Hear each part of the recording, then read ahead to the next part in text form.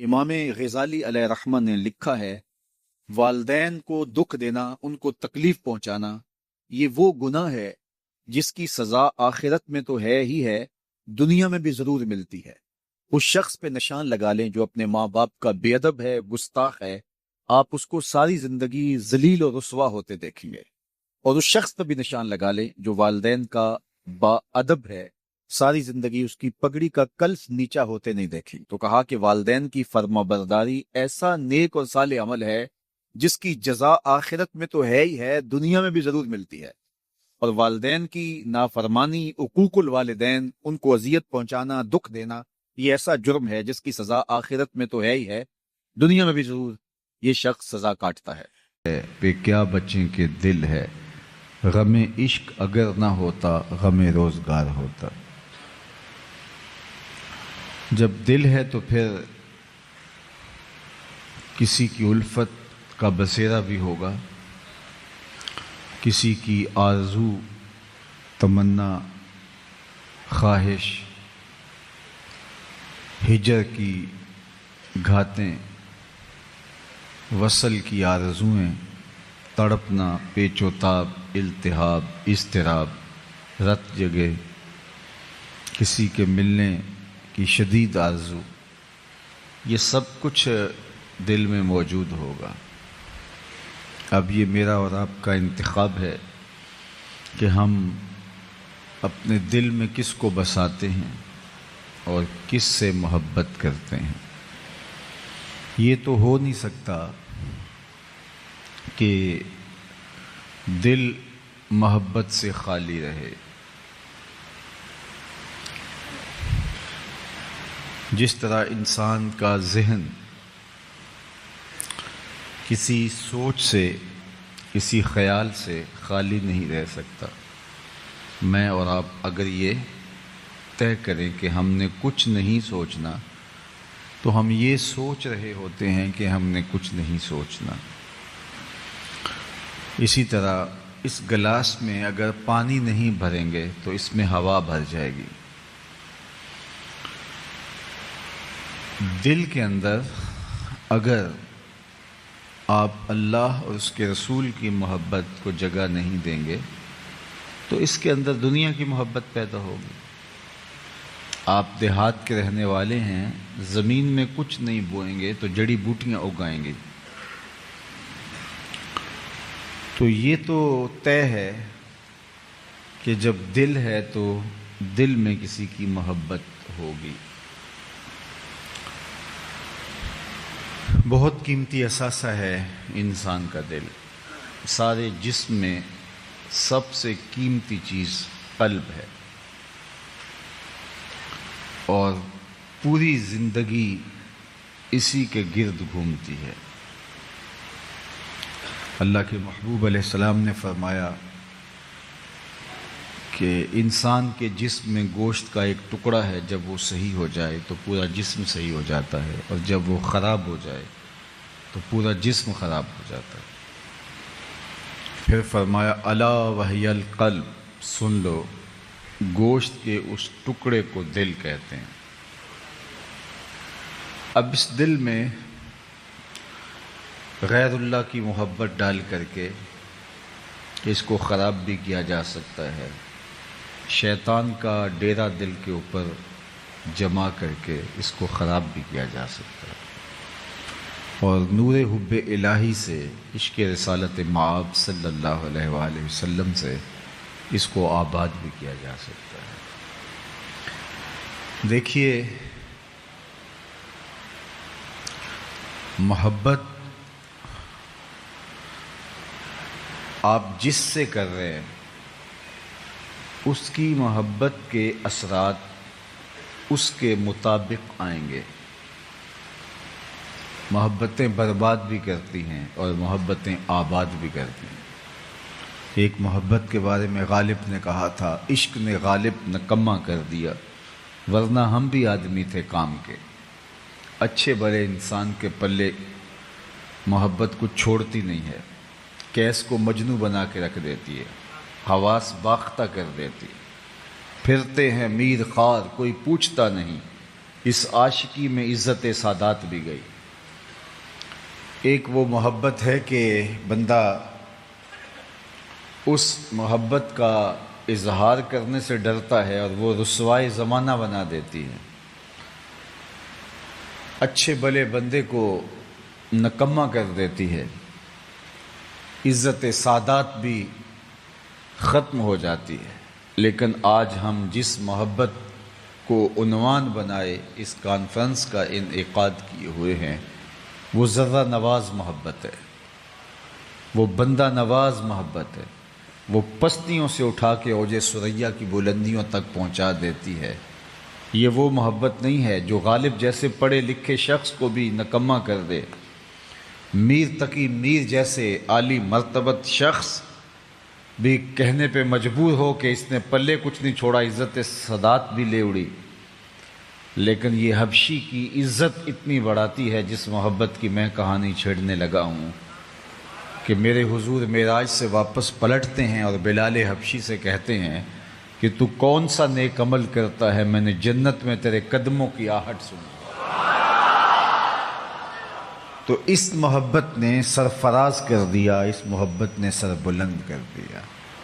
آپ جتنے لوگ بیٹھے ہیں، میں اگر آپ سے پوچھوں کہ جس زمانے میں میرے حضور علیہ السلام تشریف لائے تھے اس زمانے کے خاقان کا نام کیا تھا، تو شاید آپ نہ بتا سکیں، جبکہ وہ اس دور کا بہت بڑا آدمی تھا۔ چلے میں یہ پوچھتا ہوں، اس دور کے کیسر کا نام کیا تھا؟ رومن امپائر اس دور کی سپر طاقت تھی، اس کے حکمران کا نام اگر میں آپ سے پوچھوں تو شاید آپ نہ بتا سکیں۔ دوسری سپر طاقت تھی اس زمانے کی پرشین امپائر، کسرا ایران کا نام پوچھوں اگر میں تو شاید وہ بھی چند لوگ بتا سکیں۔ بھری بزم کے اندر کوئی خاقان کا نام نہیں جانتا، کوئی کیسر کا نام نہیں جانتا، کوئی کسرا کا نام نہیں جانتا، اور میں اس مجلس میں موجود سب سے کم عمر بچے سے پوچھوں کہ میرے حضور کے مؤذن کا نام کیا تھا، تو وہ سر اٹھا کر بلال حبشی کا نام لے گا یا نہیں لے گا؟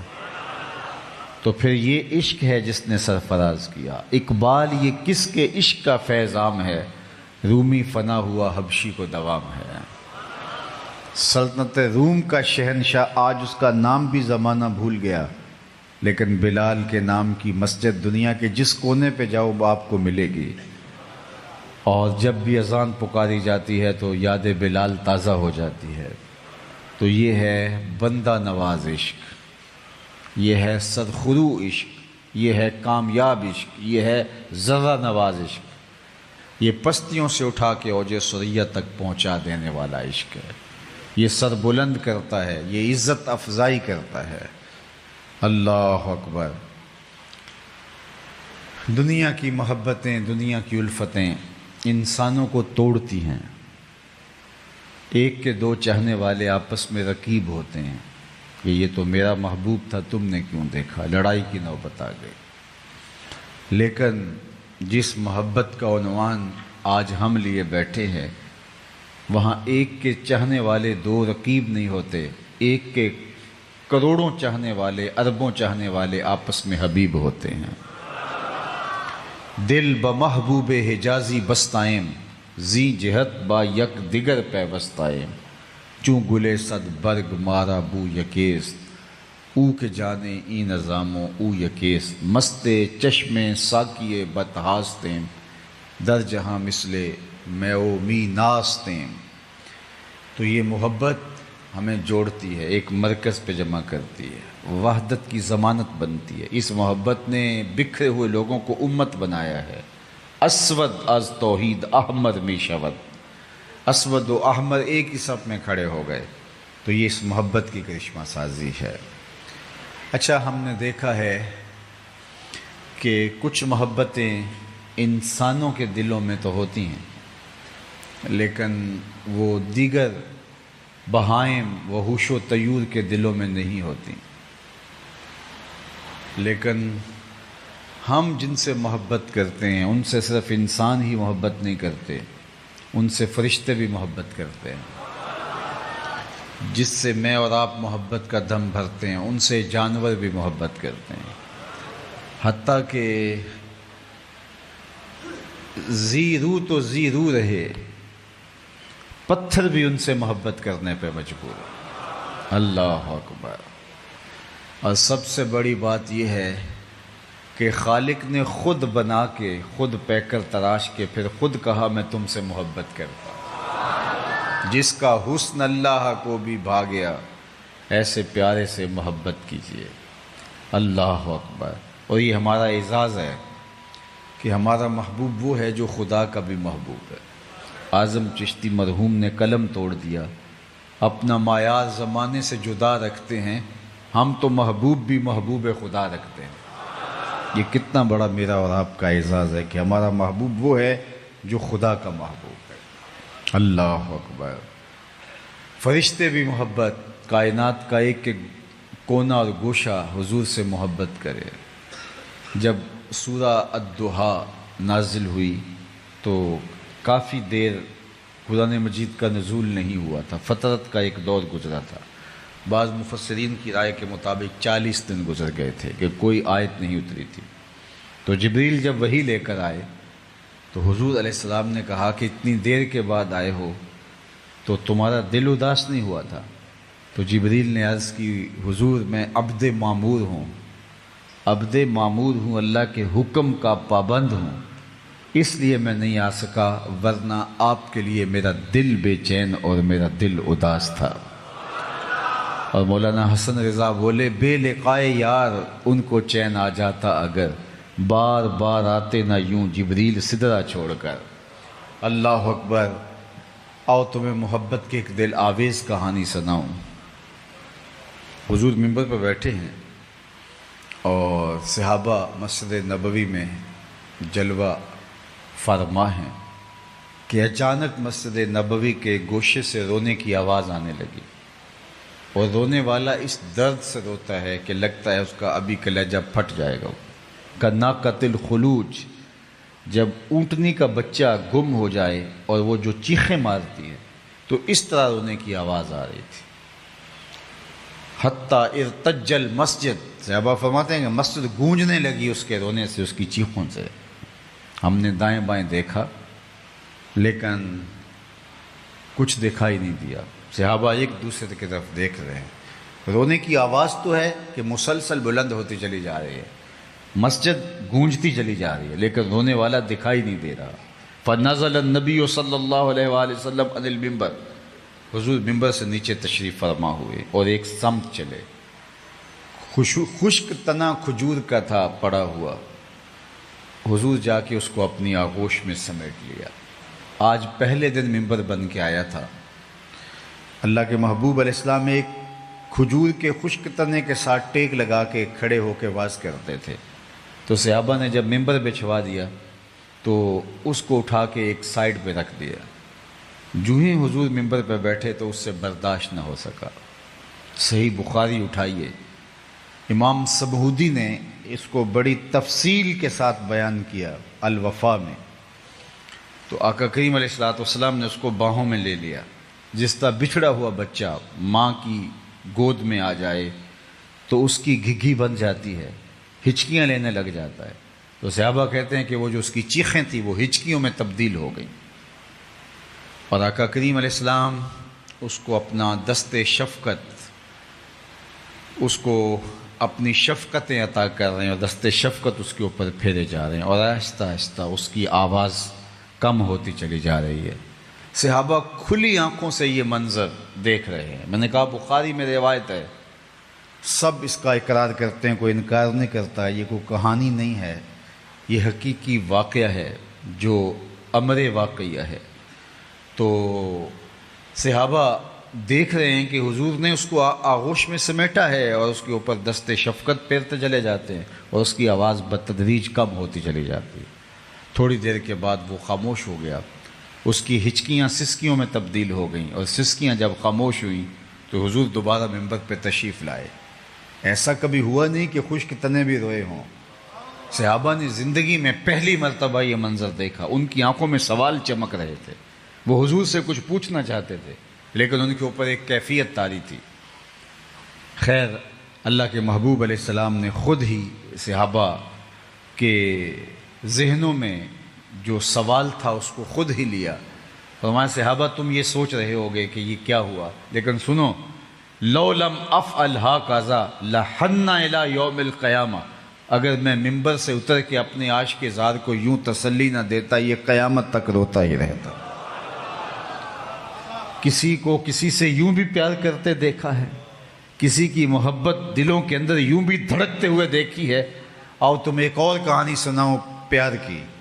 حضرت ابو بکر رضی اللہ تعالیٰ عنہ، حضرت عمر رضی اللہ تعالیٰ عنہ اور حضرت عثمان غنی رضی اللہ تعالیٰ عنہ اللہ کے محبوب کے ہمراہ جبل طور کی چھاتی پہ قدم رکھتے ہیں۔ جو ہی حضور کے قدم آئے تو اس نے جھومنا شروع کر دیا۔ جس کے گھر میں محبوب چل کے آ جائے وہ تو رقص کرے گا، تو اس نے جھومنا شروع کر دیا۔ تو اللہ کے محبوب نے زور سے قدم مارا، میں اثبت احد فانما علیک نبی و صدیق و شہیدان، اے پہاڑ ٹھہر جا، تیرے اوپر اللہ کا ایک نبی ہے، ایک صدیق اور 2 شہید۔ تو پہاڑ فوراً ٹھہر گیا۔ آقا کریم غزوہ تبوک سے واپس آئے اور احد پہاڑ کو دیکھا اور برجستہ ارشاد فرمایا احد جبل یحبنا و نحبہ، احد پہاڑ ہے جو ہم سے پیار کرتا ہے، ہم اس سے پیار کرتے ہیں۔ پتھر کے کلیجے کے اندر بھی حضور کی محبت رکھی ہے۔ امام ابن سیرین رضی اللہ تعالی عنہ جو تعبیر الرؤیا میں بہت بڑا نام رکھتے ہیں، وہ اس حدیث کی روایت کرتے یہ استن حنانہ کے رونے کی، اور پھوٹ پھوٹ کے زاروں کے تار روتے، اور کہتے حضور کا پیار تو خشک تنوں کے سینوں کے اندر بھی رکھا ہوا ہے، ہم تو سینے کے اندر تڑپتا ہوا دل رکھتے ہیں۔ اب مجھے بتاؤ کوئی ایسا بھی محبوب خلائق ہوگا کہ درخت بھی روئیں، پتھر بھی روئیں ان کی یاد میں، اللہ اکبر، جبریل بھی بے تاب ہو جائے۔ اور جہاں تک انسانوں کے پیار کی کہانی ہے تو سیدنا علی المرتضیٰ فرماتے ہیں کہ صحرائی سفر میں حضور ہمیں ٹھنڈے پانیوں سے بھی زیادہ محبوب تھے۔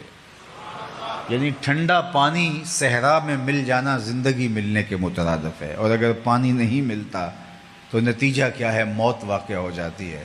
تو یہ کہنا چاہ رہے ہیں سیدنا علی المرتضیٰ کہ حضور ہمیں جان سے بھی زیادہ عزیز تھے، حضور ہمیں ٹھنڈے پانیوں سے بھی زیادہ مرغوب اور محبوب تھے۔ اللہ اکبر۔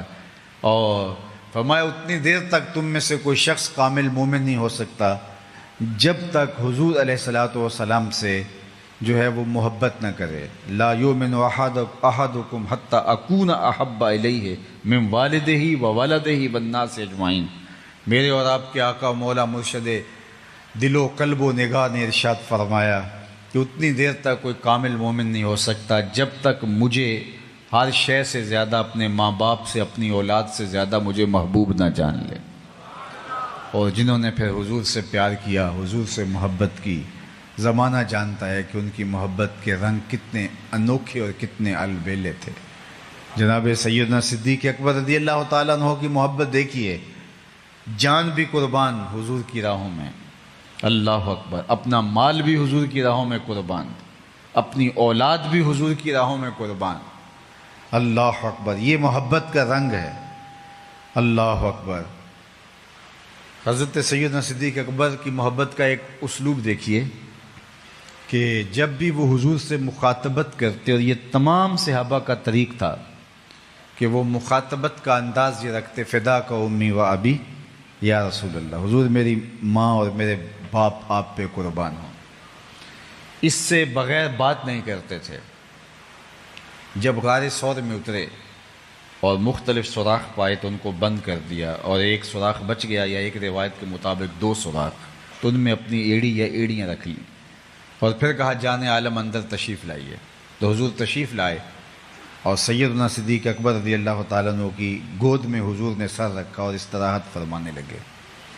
صدیق اکبر کی گود میں حضور کا سر تھا، لگتا ہے رحل میں قرآن رکھا ہوا ہے۔ ادھر سے سانپ نے جب سارے راستے مسدود پائے اور ایک جگہ انسانی گوشت دیکھا تو اس نے ڈنگ لگایا۔ اچانک تو چونٹی بھی کاٹ جائے تو انسان کپ کپا کے رہ جاتا ہے، اور وہ ایک زہریلا سانپ تھا، اس نے آپ کی ایڑی پہ ڈنگ مارا۔ حضرت صدیق اکبر رضی اللہ تعالیٰ عنہ نے اپنی ٹانگ کو جنبش نہیں آنے دی۔ صحیح بخاری اٹھائیے، مخافۃ ان یتنبہ رسول اللہ صلی اللہ علیہ وآلہ وسلم، اس ڈر سے کہ کہیں حضور بیدار نہ ہو جائے، اس خوف سے اپنی ٹانگ کو جنبش نہیں آنے دی کہ حضور استراحت کر رہے ہیں تو آقا کریم کے آرام میں خلل نہ آئے۔ اور سانپ ڈنگ پہ ڈنگ لگا رہا ہے، ٹانگ میں زہر سرایت کر رہا ہے، کتنی مشکل صورتحال تھی، لیکن زور سے اپنی ٹانگ کی طرف توجہ رکھی کہ یہ ہلنے نہ پائے اور حضور کہیں بیدار نہ ہو جائیں، اور ڈنگ پہ ڈنگ سہ رہے ہیں، اس کی ٹیسیں، اس کا درد برداشت کر رہے ہیں، اور ساری توجہ اس پہ جم گئی کہ میری ٹانگ کو جنبش نہ آئے۔ ادھر آنکھ کی طرف توجہ نہ گئی اور آنکھ سے بے اختیار آنسو ڈھل پڑے اور وہ حضور کے رخسار نور پہ گرے۔ تو آقا کریم بیدار ہوئے، تو آقا کریم نے بیدار ہوتے ہی کہا، ما لک یا ابا بکر، ابو بکر کیا ہوا؟ تو یہ تھی ہنگامی صورتحال۔ آپ کسی سے ادب، محبت، پیار، الفت کا تعلق رکھتے ہوں اور اس کو بلانے سے قبل 20 القاب لیتے ہوں، لیکن ہنگامی صورتحال کے اندر آپ سارے القاب بھول جاتے ہیں۔ آپ کی ہمسائیگی میں بہت بڑا مفتی شہر بستا تھا، آپ جب ملتے تھے گھر سے نکلتے، وہ بھی گھر سے نکلتا، تو آپ ادب سے ہاتھ بھی چومتے تھے، حضرت، والا، جناب اعلیٰ، کیا کیا القاب لے کے پکارتے تھے۔ لیکن اچانک آپ کے گھر میں چور گھس آئے تو آپ نے مدد کے لیے پکارنا تھا، تو آپ نے قبلہ مفتی صاحب، جناب والی، ہمارے گھر میں چور گھس آئے، ایسے تو نہیں کہیں گے، آپ تو چور چور کی دہائی دے دیں گے، اس لیے کہ وقت اتنا تھوڑا ہے کہ اگر وہ القابات لینے شروع کر دیے تو اتنی دیر تک تو گھر کا صفایا ہو جائے گا، اور انسان ہنگامی حالت کے اندر القاب بھول جاتا ہے۔ لیکن قربان ابو بکر تیرے عشق پہ، تیری محبت پہ، جب سانپ ڈنگ پہ ڈنگ لگا رہا ہے اور بدن میں زہر سرایت کر رہا ہے، آنکھوں سے آنسو ڈھلا اور حضور کے رخسار پہ گرا، آقا کریم بیدار ہوئے، کہا، ما لک یا ابا بکر، ابو بکر کیا ہوا؟ تو فوراً پکار اٹھتے نا، حیاتن حیاتن، سانپ سانپ، یا کہتے لدغت لدغت، لیکن نہیں، تاریخ پڑھیے، بخاری کی روایت ہے، حضرت ابو بکر رضی اللہ تعالیٰ عنہ بولے، لدغت فداک امی و ابی یا رسول اللہ، حضور میری ماں بھی آپ کے قدموں پہ قربان، میرا باپ بھی آپ کے قدموں پہ قربان، مجھے سانپ نے ڈس لیا ہے۔ اس مشکل صورتحال کے اندر بھی ادب کا کرینہ نہیں چھوڑا، الفت کا طریقہ نہیں چھوڑا، یہ تھا عشق، یہ ہے محبت، یہ ہے پیار ان کا۔ سیدنا عمر رضی اللہ تعالیٰ عنہ دیکھیے، اللہ اکبر، ایک یہودی اور ایک منافق کے مابین جب کسی معاملے میں تنازع ہو جاتا ہے اور وہ حضور کے پاس آتے ہیں، آقا کریم دونوں کی بات سنتے ہیں، فیصلہ تو میرٹ پہ ہی ہونا تھا، حضور نے یہودی کے حق میں فیصلہ کر دیا، اللہ اکبر۔ تو وہ جو نام نہاد منافق تھا، نام نہاد مسلمان تھا، اس کو یہ گوارا نہ ہوا، اس نے کہا کہ میں مسلمان ہوں، کلمہ پڑھتا ہوں، فیصلہ تو میرے حق میں ہونا چاہیے تھا۔ تو اس نے باہر نکل کے کہا، یہ فیصلہ ہمیں حضرت عمر کے پاس لے جائیں گے، چونکہ حضرت عمر کفار کے بارے بہت سخت تھے، اسے لگا کہ جب وہ یہ سنیں گے کہ یہ کافر ہے اور میں مسلمان ہوں تو بس کام بن جائے گا۔ تو حضرت عمر کے پاس پہنچے، ساری کہانی سنائی، تو حضرت عمر نے اس یہودی سے کہا، اب تم بات کرو۔ اس نے کہا، میری 2 لفظی بات ہے، اس مقدمے کا فیصلہ آپ کے آقا و مولا میرے حق میں کر چکے ہیں۔ حضرت عمر نے اس سے پوچھا، کیا واقعی ایسا ہے؟ اس نے کہا جی۔ کہا ٹھہرو، پھر اندر گئے اور واپس آئے تو ہاتھ میں تلوار تھی، اور اس منافق کی گردن کاٹتے ہوئے حضرت عمر نے کہا، ہا قاضا عقدی لمن لم یرد بقضاء اللہ و رسولہ، جو اللہ اس کے رسول کے فیصلے کو نہیں مانتا، عمر اس کا فیصلہ ایسے ہی کرتا ہے۔ شور مچ گیا کہ عمر نے ایک کلمہ گو کو قتل کر دیا۔ باقاعدہ احتجاجی جلوس لے کر اس کے رشتہ دار حضور کے پاس گئے کہ عمر نے ایک کلمہ گو کو قتل کر دیا ہے۔ تو حضور نے فرمایا، بلاؤ عمر کو۔ عمر فاروق کو بلایا گیا قبل اس سے کہ حضرت عمر آتے اور بتاتے کہانی کیا ہوئی، صورتحال کیا ہوئی، قتل کیوں کیا۔ حضرت عمر کے پہنچنے سے پہلے جبریل پہلے پہنچ گئے، اور یہ آیت کریمہ نازل ہوئی، فلا وربک لا یؤمنون حتی یحکموک فیما شجر بینہم، محبوب مجھے تیرے رب کی قسم، مجھے تیرے رب ہونے کی قسم۔ اللہ اکبر، ذرا دیکھیے انداز، یہ نہیں کہا مجھے میری قسم، یہ بھی نہیں کہا مجھے کعبے کے رب کی قسم، کہا محبوب مجھے تیرے رب کی قسم۔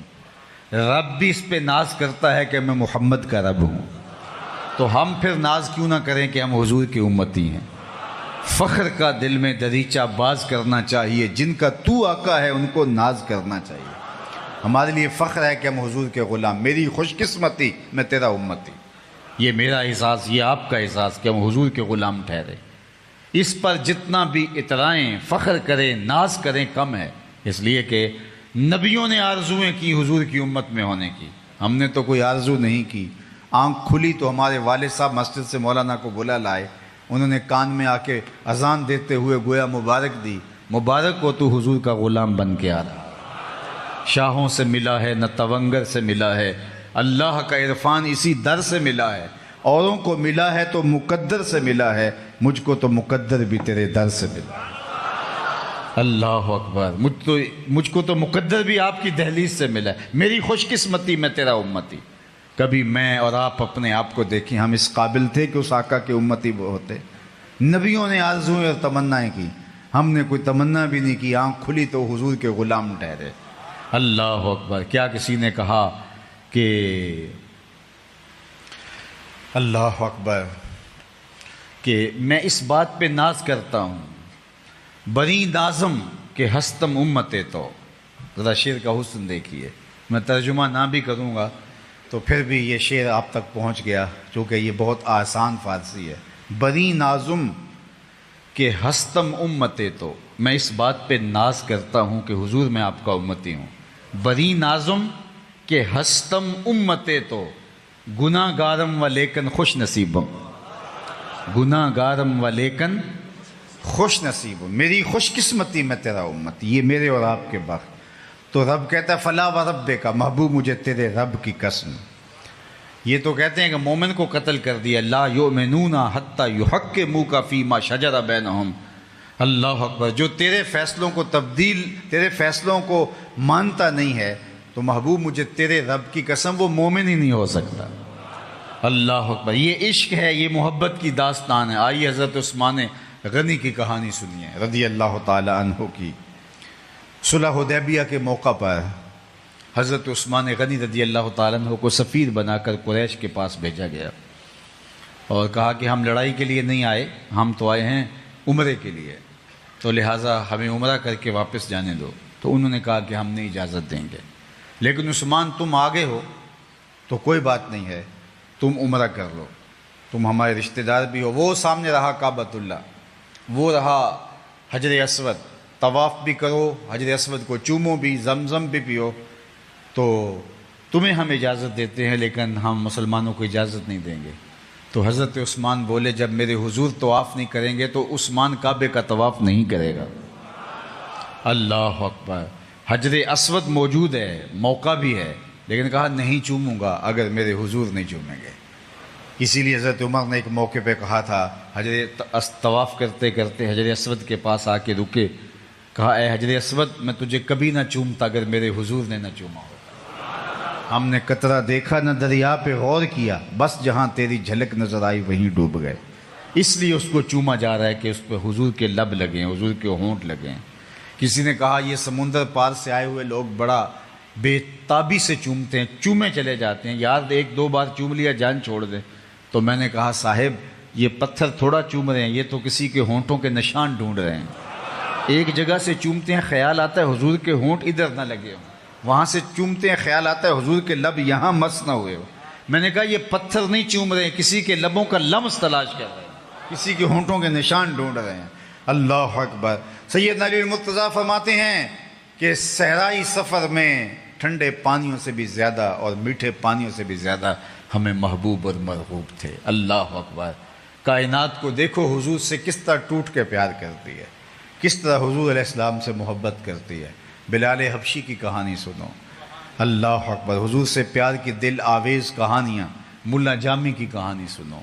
عشق کی انوکھی داستانیں ہیں ان کی، جنہوں نے حضور علیہ السلام کے لیے اپنی زندگیوں کو لگا دیا۔ تو میں اور آپ اس سے محبت کیوں نہ کریں جو محبوب خلائق ہے اور کائنات جس سے محبت کرتی ہے، اور رب رب ہو کے جس سے محبت کرتا ہے، ہم تو ان کے غلام ٹھہرے، ہم تو ان کی امتی ٹھہرے، اور ان کی محبت مطلوب شریعت بھی ہے، ان کی محبت مطلوب عقل بھی ہے، ان کی محبت مقصود انسانیت بھی ہے۔ انسان کیوں ان سے محبت نہ کریں؟ اس لیے کہ کائنات کے اندر جتنا بھی اجالا موجود ہے یہ آمنہ کے لال کے قدموں کا صدقہ ہے۔ اگر وہ جلوہ گر نہ ہوتے تو آج بھی اندھیرا اور ظلمتیں ہوتی۔ تو میں اور آپ اپنی زندگی کا ایک ایک گوشہ ان کے نام لگائیں گے۔ اور صاحب میں آپ سے عرض کروں گا، حضور سے کون والی محبت کرنی ہے؟ کس طرح کی محبت؟ جو صرف نوک زباں پہ ہو، وہ محبت شریعت کا مطالبہ ہے؟ جو صرف ہمارے ظاہری لہجوں کے ساتھ جڑی ہوئی محبت ہے، اس محبت کا شریعت نے مطالبہ کیا ہے؟ نہیں، اس محبت کا مطالبہ شریعت اسلامیہ نے ہم سے کیا ہے جو اطاعت سے جڑی ہو، جو فرما برداری سے جڑی ہو۔ جو محب ہوتا ہے وہ محبوب کی اداؤں کو اختیار کرتا ہے۔ محبوب کا حکم تو وہ جان وار کے بھی پورا کرتا ہے، وہ محبوب کی خوشنودی کو بھی سمجھ رہا ہوتا ہے، محبوب کی چاہت کیا ہے، محبوب کی مرضی کیا ہے۔ مدینہ المنورہ کی ایک گلی سے حضور گزر رہے ہیں تو ایک ایسا گھر بن رہا تھا جو طرز تعمیر حضور کو پسند نہیں تھا۔ رکے، پوچھا یہ مکان کس کا ہے؟ کہا فلاں انصاری کا۔ حضور نے کچھ نہیں کہا، گزر گئے۔ کسی نے اس انصاری صحابی کو مل کے کہا، حضور گزرے تھے، تیرا مکان دیکھا تھا، چہرے پہ پسندیدگی کے آثار نہیں آئے۔ 2-4 دن کے بعد آقا کریم کا دوبارہ گزر ہوا تو وہاں ملبے کا ڈھیر پڑا ہوا تھا۔ آقا کریم نے فرمایا اس صحابی کو بلایا جائے۔ بلایا گیا، فرمایا میں گزرا تھا، تیرا مکان دیکھا تھا اور اب ملبے کا ڈھیر دیکھ رہا ہوں۔ عرض کی حضور میں نے گرا دیا ہے۔ فرمایا کیوں؟ عرض کی سنا تھا آپ کو پسند نہیں۔ میں اور آپ سر سے لے کر پاؤں تک دیکھیں، ہمارا کیا کیا حضور کو پسند نہیں۔ عقیقے سے لے کے ولیمے تک دیکھیں، ہمارا کیا کیا حضور کو پسند نہیں۔ نجی زندگی سے لے کے امور سیاست تک دیکھیں، ہمارا کیا کیا حضور کو پسند نہیں۔ محمد دی زیارت محمد دے رنگ وچ، اگر ہم ان سے پیار کرتے ہیں تو پھر ہم ایسا پیار کریں کہ ہم دور سے پہچانے جائیں کہ ہم حضور کے غلام ہیں۔ یہ نہ ہو کہ نوک زباں پہ عشق رسول کا دعویٰ لیکن ہمارا ظاہری حلیہ بتائے کہ ہم پیار کسی اور سے کرتے ہیں، ہمارے رویے بتائیں کہ ہم کسی اور تہذیب کے دل دادا ہیں، ہمارا طرز زندگی بتائے کہ ہماری خواہشات کا قبلہ اور ہے، ہماری آرزوؤں کا کعبہ اور ہے، لیکن زبان سے ہم یہ کہیں کہ ہم سب سے زیادہ پیار حضور سے کرتے ہیں تو صاحب نہیں۔ اگر ہماری زبان اس بات کی مدعی ہے کہ ہم حضور سے پیار کرتے ہیں تو ہمارے روز و شب بتائیں کہ ہاں ہمیں حضور ہی محبوب ہیں، ہماری شادیاں بتائیں ہمیں حضور ہی محبوب ہیں، ہمارے عقیقے اور ولیمے بتائیں ہمیں حضور سے ہی محبت ہے، ہمارا انداز حیات بتائے کہ ہم حضور سے ہی چاہت اور محبت کا ربط اور رشتہ رکھتے ہیں، ہماری زندگی گواہی دے کہ یہ شخص ٹوٹ کے رسول اللہ صلی اللہ علیہ وآلہ وسلم سے پیار کرتا ہے۔ ابھی میں کہیں بتا رہا تھا کہ ایک صحابی آئے اور انہوں نے حضور سے سلام لینا چاہا، آقا کریم نے اعراض کیا، رخ پھیر لیا۔ وہ سمجھے شاید حضور نے ایسا کیا ہے، اور ایسا اتفاقاً بھی ہو جاتا ہے، ہمارے ساتھ بھی ایسا ہوتا ہے۔ رش میں ایک بندہ ادھر سے سلام کر رہا ہے، ایک ادھر سے کر رہا ہے، تو بعض کا کوئی بندہ نظر انداز ہو جاتا ہے تو وہ قصد نہیں ہوتا، تو وہ ادھر سے جدھر حضور کا رخ ہوا تھا ادھر سے جا کے سلام عرض کرنے لگے، تو حضور نے پھر اعراض کیا۔ وہ سمجھ گئے کہ یہ تو ناراضگی ہے، لیکن انہیں یہ سمجھ نہیں آ رہا تھا کہ ناراضگی کی وجہ کیا ہے۔ وہ ایک مدت کے بعد آئے تھے، انہیں یہ سمجھ نہیں آ رہی کہ ناراضگی کی وجہ کیا ہو سکتی ہے۔ وہ صحابہ سے پوچھتے پھرتے ہیں، بلال تم بتاؤ حضور ناراض کیوں ہیں؟ عمر تم بتاؤ حضور ناراض کیوں ہیں؟ عثمان تم بتاؤ حضور ناراض کیوں ہیں؟ ہمارا بزرگ، ہمارا استاد، ہمارا باپ، ہمارا مرشد ہم سے ناراض ہو جائے اور ہمیں معلوم نہ ہو تو ہم پہلے ناراض ہو جاتے ہیں، لیکن یہ پوچھتے پھرتے ہیں کہ بتاؤ حضور ناراض ہیں، مجھے تو سمجھ نہیں آ رہی، آپ کو کوئی اندازہ ہے ناراضگی کی وجہ کیا ہو سکتی ہے؟ تو انہوں نے غور کیا اور کہا ہاں تو نے یہ جو سونے کی انگوٹھی پہن رکھی ہے یہ ناراضگی کی وجہ ہو سکتی ہے، حضور اس کو منع فرما چکے ہیں، یہ عورت کے لیے جائز ہے، مرد کے لیے جائز نہیں، اس کو آتش دوزخ کا انگارہ قرار دے دیا حضور نے۔ تو ناراضگی کی شاید یہ وجہ ہو۔ وہ آگے بڑھے، انگوٹھی اتار کے کہا حضور اس وجہ سے ناراض ہیں، یہ رہی۔ آقا کریم نے انگوٹھی پکڑی اور یوں پھینک دی۔ ناراضگی کی وجہ یہی تھی۔ ناراضگی ختم ہو گئی، بیٹھ کے مجلس جاری ہوئی۔ ایک دیر تک بیٹھے رہے، باتیں چلتی رہیں، گفتگو اختتام کو پہنچی، لوگ اٹھ کے گھروں کو پلٹنے لگے تو یہ بھی واپس پلٹے تو کسی نے اشارہ دیا، وہ انگوٹھی تو اٹھا لو، تم تو شرعاً نہیں پہن سکتے، تمہاری بیوی تو پہن سکتی ہے، قیمتی دھات ہے، اٹھا لو۔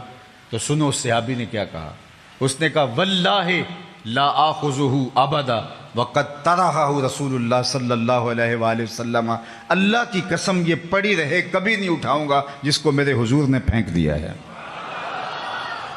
اب میں اور آپ دیکھیں کہ ہم کوئی ایسی عادت تو نہیں اٹھائے پھر رہے جس کو حضور نے پھینک دیا، کوئی ایسا رویہ تو نہیں اٹھائے پھر رہے جس کو حضور نے پھینک دیا، کوئی ایسی دوستی تو نہیں اٹھائے پھر رہے جس کو حضور نے پھینک دیا ہے۔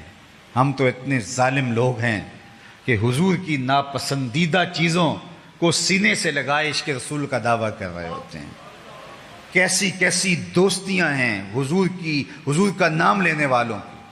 پاکستان میں ایک اندازے کے مطابق 10,000 لوگ ایک سال میں صرف بیرون ملک جانے کے لیے اپنے آپ کو مرزائی لکھتے ہیں۔ صرف بیرون ملک جانے کے ایک سال میں 10,000 لوگ اپنے آپ کو مرزائی لکھ رہے ہیں۔